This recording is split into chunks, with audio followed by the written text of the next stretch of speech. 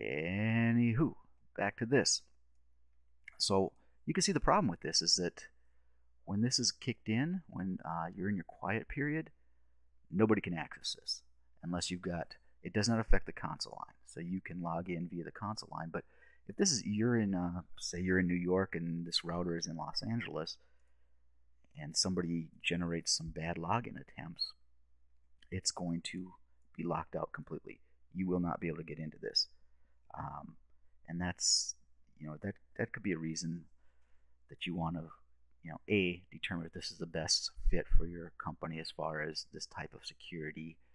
And then B, something we're going to visit in just a few minutes here, strongly suggest creating an access list for this quiet period that is not this default, so that you can set up some a safe list of devices that you want to have access to this router, 24/7, regardless of whether it's a quiet period or not. Because you could see what could happen here. Somebody could just send some, write a script that just sends bad logins, and if they do it enough, it's going to just continuously have this router in quiet mode, which means that this access list will be applied on your VTY and auxiliary ports, which means that you will not be able to get in. And you could see that I told you I sent 6 more telnet attempts while the quiet mode was invoked, and you can see that those are matched here, and we will see those in the log in just a second here. So let's go ahead and do a show log. Yeah, get all this on here. So I cleared the log, like I said, before I sent these, but it was the same thing. Bad user. All these are going to be bad user. Bad user 1, bad user 2, bad user 3. These are the login attempts that invoke the quiet mode. So now here's a log that we want to look at here. It says still time left for watching failures is 10 seconds. That's that window. Bad user 3, we saw him up here. He's the straw that broke the camel's back. Oops. Who the hell's logging there? That's interesting. All right. Okay, don't know what that was about. Take a look at that in a second. But it gives you the reason. And here's where you see our access list. So this is the first time that a lot of people see this. It's this SL underbar def underbar ACL. And that's when that gets invoked, because quiet mode is on. And these next ones, these are just attempts to log in from R1 that were made when the quiet period was in effect. I thought I had 6 of these. Huh, interesting. I wonder if it just took that long to log those other guys. Yeah, that's what it looks like. Well, that's interesting. So these were all 6 of these attempts were created within the quiet mode. And, well, that's neither here nor there. That's just iOS. So we can see the quiet mode began at 13:54, 34.219 seconds. And then if you look down there, this will be 60 seconds later. Exactly 60 seconds later, because that's what we set for our quiet mode duration. And again, I think that these were just, the router logged these later than it should have. It should have logged them up here. Again, that's neither here nor there. Just a little bit of a surprise to see that come up in the log. All right, and one last bit here. Oops. Loin. There's no such thing as loin. So this is our login failures. That's interesting as well. I guess I'm learning stuff here, because really this should not have cleared. It says detailed logins, because I actually sourced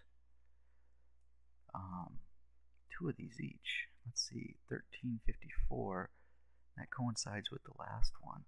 So you can see that these are the failures. I'm gonna do something real quick here. I'm gonna actually pause. Oh, screw it, I don't need to pause. I'm gonna go up and telnet again and use bad user 1. Tick tock, tick tock, tick tock. just random letters. Let's pop on over here. We don't need to wait for this timeout. You can see that it's logging here. And there's that second one. So there it does show 2 attempts. The last attempt was more recent. I'm not sure why. Okay, well, I'm going on and on and on. But you can see the total login failures is 5. I was expecting 6 from 3 different users, and we had 3. So, I don't know. Could be something goofy with the iOS, or maybe this does time out after. I don't know. I am completely speculating. I guess I'm a little surprised there, because what I did was I used bad user 123 2 times. And so I would have expected to see 2 counts here, which we do see. It does keep count of the number, but blah blah blah. Basically, before I got off on my little tangent, this was just to show you the show login failures. Okay, I'll make this quick. I had paused the video. I think I found out what the issue was. So, show login failures. There's our failed login attempts. What I did when I paused the video last time was that I went in and I changed this blocking period to 60 from 30. I think when I did that, it cleared that login failure. So let's go ahead. Let's make this 69. All right, yeah, I'm a child, I know. Now let's go ahead and do, well, we'll just up arrow, save ourselves some time here. Yeah, so that's what happened. That's why I was surprised by not seeing the previous attempts with bad user 1, 2, and 3. So I guess that is the way to clear this. If you're looking for that, that's a interesting little router trick that you could use to amaze your friends. Actually, if you use that as a way to amaze your friends, you most likely don't have any damn friends. Okay, well, let's move on here. Okay, what I've done here is I've actually invoked the I have indirectly. So I got 61 seconds to do this, so I'm just going to go ahead, and because I can't type and talk at the same time, but that's actually what I'm doing, though I'm not doing either particularly well. So we're in quiet mode, and remember that while we're in quiet mode, the router will apply that access class inbound on our VTY and auxiliary ports. So what happens if we make the mistake of writing the configuration while this is occurring? Okay, so what's going to happen now is that when this eventually times out, which it will do in 24 seconds, it will clear this access class. And I don't know if I showed you that. You can wait around to see if that's going to happen. I can assure you that it will, but don't trust me. So let's take a look at our start config, though, because we wrote this during the quiet period. We wrote it when that access class was applied. You can't use a section command with start for some reason.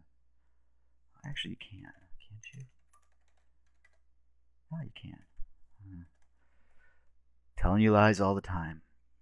So this will be interesting because we do see that the quiet mode is off. So now our startup, which is a configuration that our router is going to boot into when it loses power or is reloaded, it has these access lists applied. So basically, when you reload this router, it's going to come up and you're not going to have access to this remotely because it's got these access classes applied. So it's going to be logged out. I'm sorry, it's going to block you. And I don't think there's any way to clear this other than, getting somebody to log in locally on the console line.